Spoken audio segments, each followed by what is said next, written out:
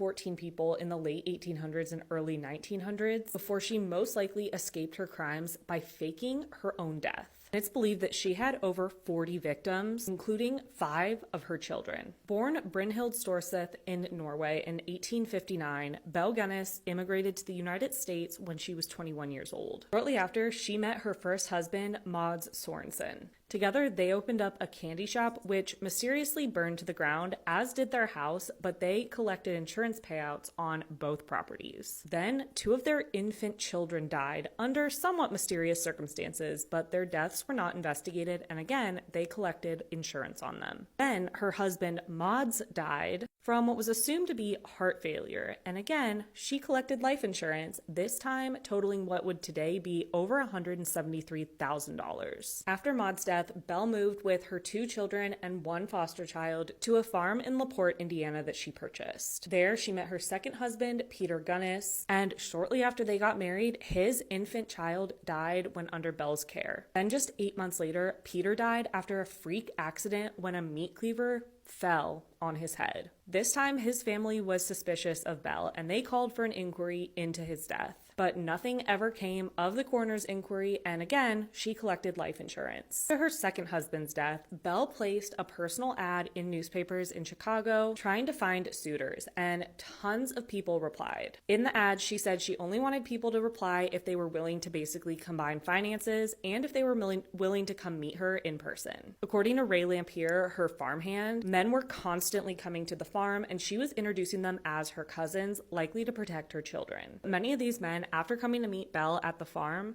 disappeared. While some of their families would reach out, wondering what happened to them, for the most part, she would just say that either they left her or they never showed up. But time and again, these men would come meet her, oftentimes taking out money, paying for her mortgage, or essentially planning to spend the rest of their life with her, and they just would never speak to their family again and disappear. In 1906, Belle started corresponding with a man named Andrew Helglin, and by 1908, she had convinced him to basically drop everything in his life and come to the farm to be with her. In a letter she wrote to him, she told him to plan to stay forever, and he agreed. He went to the farm to meet her and disappeared. But this time, his brother was very suspicious, and after writing to Belle and her saying that he simply left, his brother Ossel was convinced that something had happened to him, and he told Belle he was going to come to the farm to investigate. Around this same time, Belle started having what she said were problems with her farmhand, Ray. Apparently, the two had had a relationship over the years, on again and off again, but in 1908, he was acting erratically, presumably, according to her, jealous of her new suitor, Andrew, and she actually fired him and then went to the court to try to get him declared insane. His sanity trial basically determined that he was sane, and he was released from custody, but Belle didn't stop there. On April 27th, 1908, Belle went to a lawyer saying that Ray had threatened to kill her and her kids and burn down their house. And the next day, that's exactly what happened. The new farmhand woke up smelling smoke, and very quickly the entire house burned down. On searching the debris,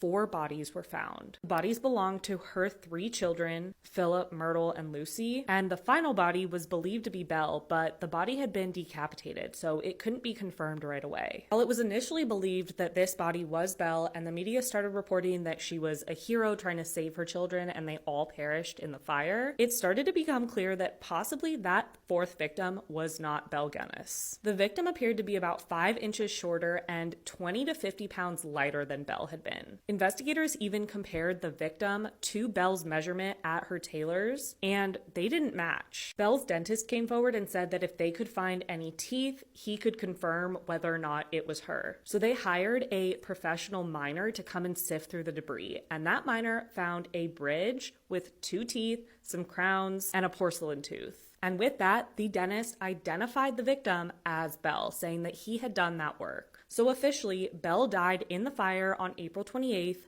1908. But many people did not believe this was the case. Meanwhile, her former farmhand, Ray Lampier, was the main suspect in the fire and deaths of Belle and her children. This was mainly because Belle had gone to that lawyer the day before saying that he had threatened her. A witness also claimed that they saw him running from the house, but he said he was working on a farm nearby, not at the Gunness property. But regardless, he was charged with arson and murder and went to trial where he pleaded not guilty. In November 1908, he was ultimately convicted of only only the arson charge and sentenced to 20 years in prison. Ray ended up passing away in prison the next year from tuberculosis, and then a year after his death, a reverend came forward saying that Ray had confessed to him. There's more to this story, so go to part 2. This is the unbelievable true story of female serial killer Belle Gunness and her murder farm.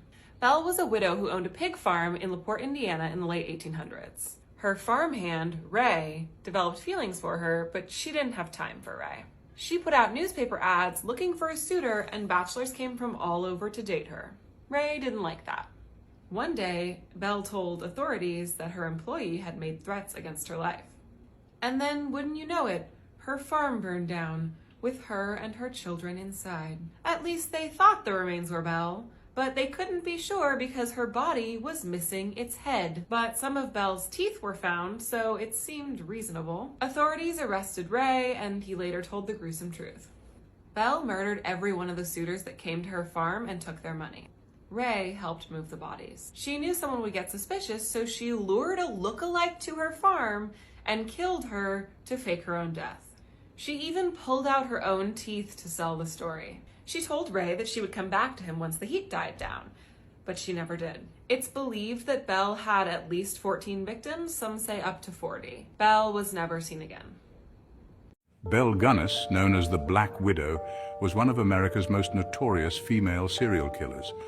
Born in Norway in 1859, she immigrated to the United States in 1881.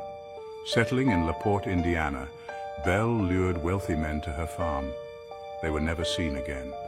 Disappearances raised suspicions, and in 1908 her farmhouse burned down. Amidst the ruins, bodies were discovered, but Belle was never found. Did she escape or die in the fire? The mystery remains unsolved. Female Serial Killers Part 2. Let's talk about Belle Gunness. So Belle's an American serial killer who lived in Illinois and Indiana between 1884 and 1908. It's believed she killed about 14 different men who she lured to her Indiana ranch with the promise of marriage. Her first husband died from a brain hemorrhage, like on the day that his life insurance policy would expire. Her second husband was reaching up on a shelf and a meat grinder fell on his head. That was ruled an accident. Then in 1908, a fire ravages the entire property, and it's believed that Belle and her kids are all dead. When the police come to inspect the property, they find a dozen different soft depressions in the ground, which were all shallow graves full of body parts. Then Belle's on-again, off-again lover named Ray pretty much admits to burning down the house with the intention of helping Belle escape. Then later on, he changes his story and says that he killed her just because. We don't really know exactly what happened, but a lot of people believe that she faked her death. Belle Gunness, born in Norway in 1859, would become one of America's most notorious female serial killers. Known as Lady Bluebeard, she lured unsuspecting men to her Indiana farm with promises of love and fortune, only to murder them in cold blood. Her killing spree began after the mysterious deaths of her 2 husbands and several of her children, all of whom left sizable insurance policies in her favor. Gunness placed matrimonial ads in Norwegian-language newspapers, attracting lonely men with the allure of stability and affection. When they arrived, they were never seen again, their disappearances masked by Belle's cunning charm and persuasive lies. In April 1908, her farmhouse burned to the ground, revealing the grisly remains of more than 40 victims buried on her property. Among the dead was a headless woman thought to be Belle herself, but many believe she faked her own death to escape justice. The true fate of Belle Gunness remains shrouded in mystery, but her legacy as a manipulative and ruthless killer endures. Her story serves as a stark reminder of the dark potential lurking behind a seemingly kind facade. I am Belle Gunness. On my pig farm I committed unimaginable atrocities, leaving a trail of death and mystery in my wake.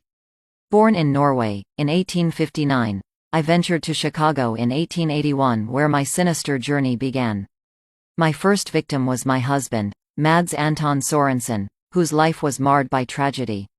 Fires and deaths plagued our path, allowing me to collect insurance money. My web of deceit extended further as I married Peter Gunness, only to meet a similar fate. His demise, blamed on a fatal accident, fed my insatiable greed. But it was my foster daughter, Jenny Olsen, who began to unravel my dark secrets. She dared to expose me, accusing me of heinous acts. Jenny had to be silenced, buried in the depths of my hog pen. Undeterred, I placed personal ads seeking companionship, enticing men to my farm, their lives forever entwined with my malevolence. One man, George Anderson, narrowly escaped my clutches, forever haunted by the night he woke to my presence. As my desire for control grew, I lured more men, trapping them in a cycle of terror and demise. In 1906, I encountered Andrew Helgillian, my final husband, through a newspaper ad. His arrival would mark the beginning of my end. Suspicion grew, investigations ensued, and my farmhand, Ray Lamphere, faced the blame for murder and arson. But the truth couldn't be contained. Bodies were discovered, including the remains of Jenny Olson, exposing the depths of my depravity. Headlines reverberated, drawing morbid curiosity from a nation.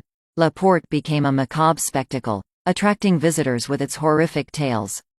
Amidst the chaos, rumors emerged of my escape, of a woman named Esther Carlson bearing my likeness. Did I evade capture? The answer lies buried in the shadows of uncertainty, lost to the annals of time. The legacy of Hell's Belle endures, a chilling reminder of the darkness that resides within the human soul. I may have faked my own death, and maybe I made my own daughter disappear. Maybe I seduced men and they were never seen again. But can you prove it? I'd like to see you try. Learn how I got the name Hell's Belle. I am Belle Gunness, and this is my story. Well, as far as anybody knows anyway. I was born Brunhild Paulsdatter Storseth on November 11, 1859, in Selbu, Norway. I was the youngest of 8 children. At age 14, I worked for wealthy neighboring farms by becoming a milkmaid. I wanted to save enough money to see New York City. After many years of hard work, I finally got to move to the United States, and when they processed me through immigration, I decided to change my name to Belle. New city, new me. My sister Nellie was already living in Chicago, so I joined her there and got a job as a servant and at a butcher shop, fitting for the name the papers gave me later on. In 1884, I met my dear husband, Mads Albert Sorensen. We opened our very own candy shop, but it wasn't very successful. Mysteriously, it had burned to the ground along with our home, and we collected the insurance money. Crazy how things like that can happen. We bought a new home with the money. We had 4 children. Strangely enough, 2 of them died of colitis, even though some might compare their symptoms to poisoning today. So we collected the insurance money after their deaths as well. Another weird coincidence is when poor Mads died on the same day 2 life insurance policies overlapped, and I doubled my money. Life can be so unpredictable, don't you think? This is only the beginning. Stay tuned for part 2. Welcome to part 2. After my husband's death, his family demanded an inquiry. Can you believe they tried to say I poisoned him for the money? No charges were filed against me because one of 2 doctors claimed it was heart failure and deemed an autopsy unnecessary. I was awarded $8,500. Today, that would be about $240,000. I needed a fresh start, mourning the sudden death of my husband and all. A girl has to go shopping. And what did I buy? A lovely remote farm in Indiana. I swear bad luck is following me around because my boat and carriage houses burned right after I got this property. Right before I moved here, I met my second husband, also a Norwegian immigrant, Peter Gunness.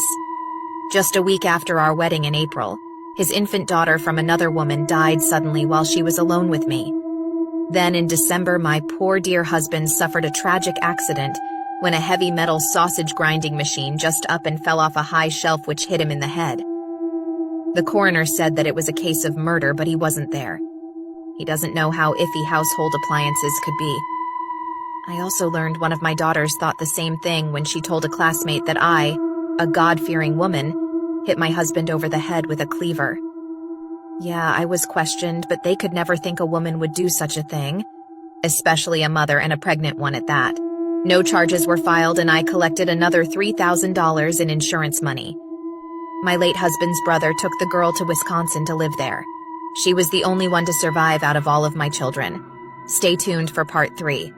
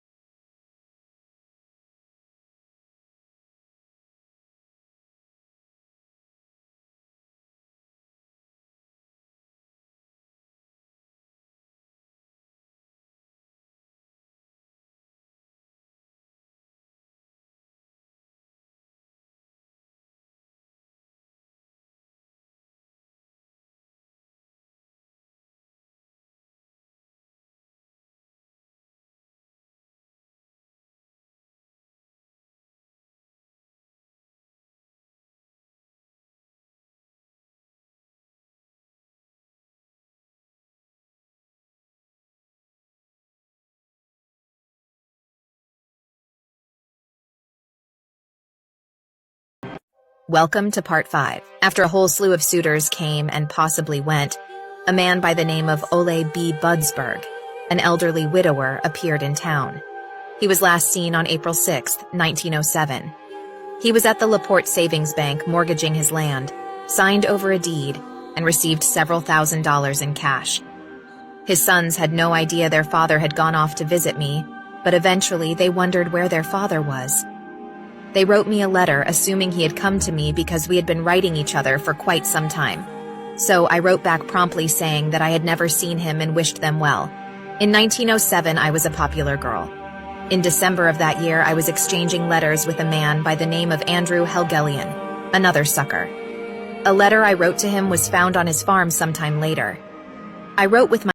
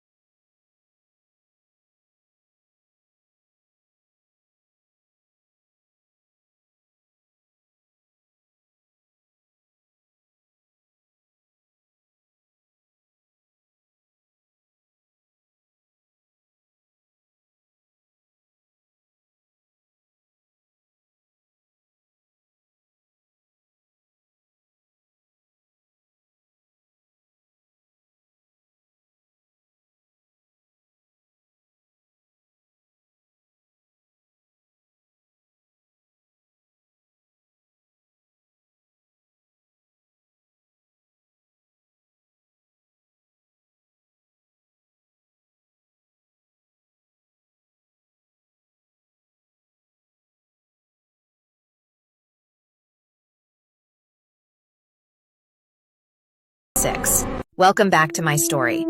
In February 1908, I hired another farmhand as Ray proved to be useless, but I still needed him for the final act. And his role to play was the most important one. My new hire, Joe Maxon, was on the farm for a few months, and everything was going smoothly. Until one night in April, he awoke to a smoke-filled hallway and flames licking his door on the second floor of the house. He called out to me and my children in the haze and darkness, but to no avail. He jumped out of the window in his underwear. He ran to town to get help, but it was hopeless. The house was gone.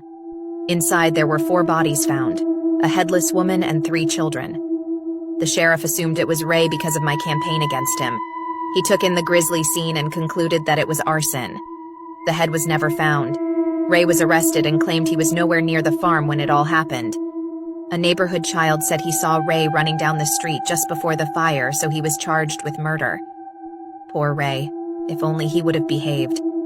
At first, they believed it was my decapitated body along with my 3 children, Myrtle, Lucy, and Philip. But they made note of the fact that the woman was 5 foot 3 inches tall and weighed about 125 pounds. Allegedly a lot smaller than me. My neighbors stopped by and viewed the corpses and said that it wasn't me. But a dentist claimed some bridge work done on my teeth was me, and the coroner concluded that it had to be me. Andrew's brother stepped forward during the ongoing investigation to offer up his 2 cents on the situation, claiming that his brother was met with foul play at my farm. He was sure of it. He told them about my little dating ad in the paper and how Andrew emptied his bank account and was never seen again. He became even more suspicious when officers were searching for the missing head and unearthed 8 men's watches, assorted bones, and human teeth instead. They began digging in the rubbish in the hog pen, and they found 4 bodies, sliced apart and wrapped in oilcloth. One of the bodies was Andrew. Stay tuned for the last part. Welcome to the final part of my story. This contains graphic details, so viewer beware. My second farmhand, Joe, came forward with information that the police couldn't ignore. He said that I told him to bring loads of dirt to the hog pen. They also unearthed the body of my adopted daughter, Jenny Olson. They also found the bodies and possessions of 2 unidentified children, 7 bodies of men that they could confirm their identities, and an estimated 40 other unidentified remains. But after some investigating, they assumed the identity of a lot of these victims based on their disappearances and ties to me. Ray was tried for murder and arson but maintained his innocence. He was sentenced to 21 years and died of tuberculosis in prison in 1909. On his deathbed, he confessed my alleged crimes and swore that I was still alive and that he hadn't murdered anyone. According to Ray, when a victim arrived, I made them comfortable, charmed him, cooked for him, drugged his coffee, and then split his head with a meat cleaver. Other times, I'd wait for them to go to bed, then chloroform them. Since I was pretty muscular, I would single-handedly carry them to the basement and dissect them, bundle them, and then bury them in the hog pen.